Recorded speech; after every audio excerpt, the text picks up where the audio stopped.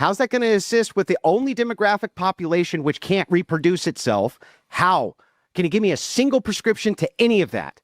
Let me tell you something. I agree with you on this. I just want a prescription, dude. There's a problem. I agree with you. And listen, if you had any ability to provide this prescription better than Louis Farrakhan or Martin Luther King. Does that mean no? Well, give me a second. Andrew Wilson stepped onto the Digital Social Hour podcast and went head to head with this guy right here on your screen, Coach Greg, who spends the whole time breaking down the problems inside the black community but never once offers a single solution.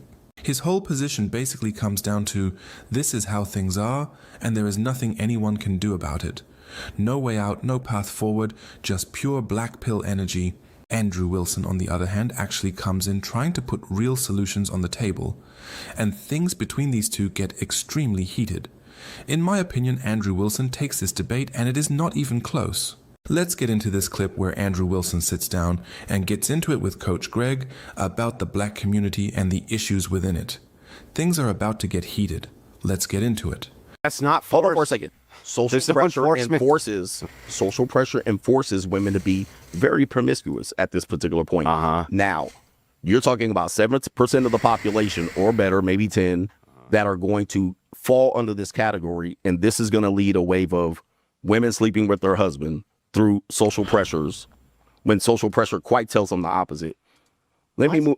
Let me. I don't even know what the hell you're talking about at this point. Exactly. It's very difficult. I know it is very difficult for you. I know exactly, and very nice tactic. But listen, it's not a tactic. I really are trying my hardest to understand. You're taking a very small scenario to make it the large scenario. When I'm telling you the larger scenario is the reality, and you're telling me both if the reality. I do this, if I do that. No, this is a very small percentage. You're doing the same thing. I'm telling you about if what's you get happening. married, you may get a divorce. No, I said when. If this happens, then this may happen. We already looked at the statistics of it likely happening. Yeah, so that is likely to happen. First of all, even the statistics you looked at. Statistics again. Pull up the marriage statistics. The for the Christians. It's actually not likely, is it? In the United States, overall in the United States. So it only in order for it to work, you have to be white. You need to make a certain income. Hold on for a second. You need to. You want me to break it down? So and social. So you want to go. You want to go. In order for your marriage to work, they have to be white, Christian. They don't have to be white. Make money. No. And then also probably live in a certain region. If it's the case. Now, what if that's not the case? Because in the United States, I don't know where you live, but in the case, then we use the apparatuses. If you take the rest of the United States, they're highly not that. That is outside of those demographics. And don't you want to change that? What if they're outside of that? What if they're not white and Christian? Don't you want to change that? What if they're that? not Christian to make $100K? What do you suggest then? Yeah, so here's what I would suggest. If it's the case that in the black community, you have more divorces than in the white community, there's going to be contributing factors for why that is. I don't think that black people are just ontologically different than white people. Do you? Do you just believe at their core they're just ontologically different, or do you think that they're the same? Because if that's the case, if we're equal people and equal people groups, then there must be some other social factors which are relating to this that increase the divorce rate in the black community that doesn't exist yet in the white community. If that's the case, we would specifically target those issues to prevent that from happening, right? We're going to do this across, we're going to do this across the board. Well, what would they be? For the black community, there's a bunch. The one, you have a distinction in economic certitude. The second one is you had a massive abortion rate, which is super problematic. Another one is you use matriarchal structures in the family home instead of patriarchal. Huge issue that you have. By the way, when it was Christian-based, didn't happen. It was a patriarchal structure inside those black homes. And boy, they didn't put up with shit. Not the case anymore. So you have multiple factors here which need to be addressed. I agree with that. Nobody ever... And honestly, you have to give this guy some credit for just sitting there and taking it, because he is getting absolutely walked on right now. And he knows it. But here is the thing. Andrew Wilson is making the right points. I do not believe that black people are born fundamentally different or with any lesser ability than anyone else. And yeah, some people are going to push back on that, and that is fine. But even if there are some differences here and there, that does not mean the whole community is just a lost cause, and if you happen to be born black, you should just give up on having a successful life. That kind of thinking is just defeatist to me. What it really comes down to is culture. What gets celebrated and what gets looked down on. When you look at the entertainment, the music, the television, having multiple baby daddies is treated like something to be proud of. Collecting child support is glorified. Not needing a man is pushed as the ideal. Women acting like men is held up as empowerment, and none of that builds successful relationships or successful families. That is exactly what Andrew Wilson is pointing at. This is not a hopeless situation. It is not about how you were born. It is about the environment you grow up in and the culture that surrounds you, and environments can be changed. Disagree with that, though. What we're trying to do is look at the mitigation of risk. And even for the black community, We handled that already. If the black community moves in to these conventionally traditional churches, they still will have the same ecclesiastical authority, which will assist them in governing their marriage that white people would have, and it would still assist with the mitigation of risk. What's the alternative? It's just degeneracy, right? The alternative is just like, well, just hump them and never get married. Well, what good does that do for blacks? What good does that do? It just leads to more abortion. It just leads to more degeneracy. It leads to high crime rates, and the single motherhood's out of control. So, like, what are you doing to prevent any of that? Nothing. Nothing. Tell me what? What? Okay, thank you. You said things that people have known for the past 45 years, but I appreciate that. Question. Hold on for a second. Thank you for contributing to a common conversation that people know, but you offer no other solution. That's great. Now, here's a problem. Here's a problem with this.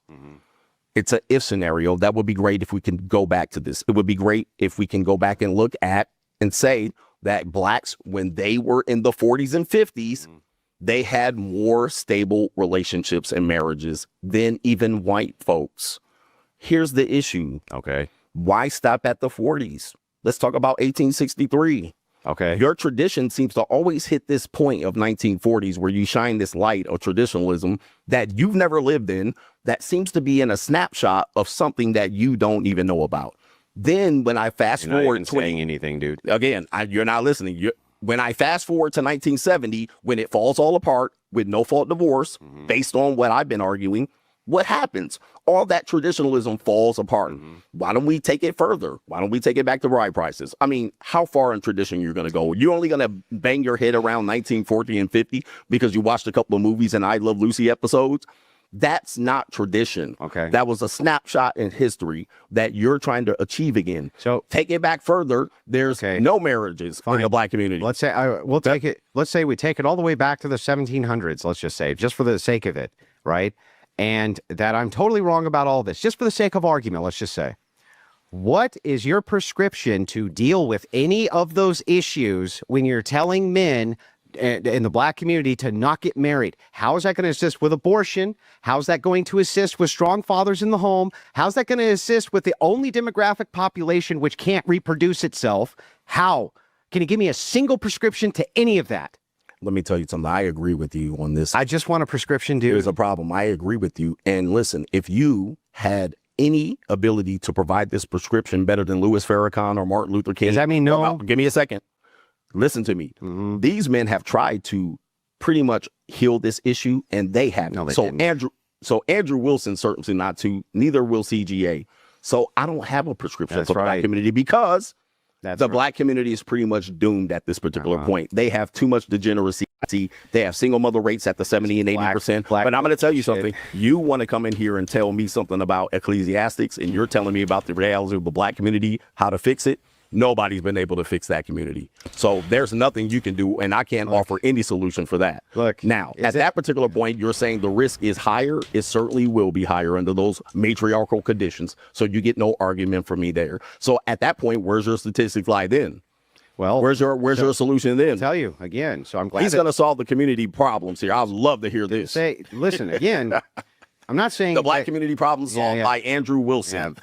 That says the guy who literally just got done saying, I have zero prescriptions. Because nobody does. Yeah, that community is here. But I would love to hear the black community solved by Andrew Wilson. Yeah, so let me tell you a bunch of things that can be done which will help mitigate these issues. Please do. The first is that you can accomplish. Yeah. Not some pipe dream. That can be accomplished. Okay, here we go. That can be accomplished politically and already are beginning to be accomplished politically. The first is you have to outlaw abortion. You have to. It has to be outlawed. And not by state where you can just go to the next state and do another abortion, right? One of the biggest problems with promiscuity in the black community is that they use abortion as a form of birth control. Same problem that you see in the white community, by the way. It's just more prevalent in the black community. The next problem that you have there is the lack of religiosity, where there used to be a really strong core religious base of based black men. And they were patriarchal, very patriarchal. And the thing is that It's the idea of these feminist bra-burning lunatics that told black women not to be under the evil patriarchy of their men. And yet, at this point, the men are rolling over and allowing the matriarchy to take over in their own community. Is a return to traditional church ethics going to assist that? Of course it will. Of course it will. How do I know? Because it did then, just a few short years ago. I'm not talking about hundreds of years ago. I'm talking about 60 years ago. By the way, there's other things that you can do too. Getting rid of EBT, getting rid of social programs which are designed to keep people dependent. These are all things which can be politically accomplished. Just like abortion, the starting of banning that was politically accomplished in our lifetime. And the thing is like, you have no prescriptions. Fuck, at least I'm trying here, man. Man, Andrew. And that is the bottom line. Andrew Wilson deserves credit for at least showing up with real ideas and actually trying to push for solutions. You can debate the details all you want, but the points he makes about programs like EBT are hard to argue with. The problem is that at this point those things have become so deeply embedded in the culture that they are genuinely celebrated, and that makes it almost impossible for any politician to run on a platform of removing them and actually win. You need the very communities that depend on those programs to vote for you if you want to get into a position powerful enough to make any of these changes. And those communities are not going to hand you their vote if you are coming after the things they rely on. So the situation is frustrating because the solutions Andrew Wilson is laying out are actually solid ones. Get rid of abortion on demand. Bring people back to faith and traditional values. Cut the programs that keep people dependent. But the moment any politician steps up and says those things out loud, they are done. Nobody who benefits from those programs is voting for someone promising to take them away. It is a tough spot to be in, but I still side with Andrew Wilson on this because at least he is trying. At least he is not just throwing his hands up and declaring the whole thing hopeless. Drop your thoughts in the comments on this one.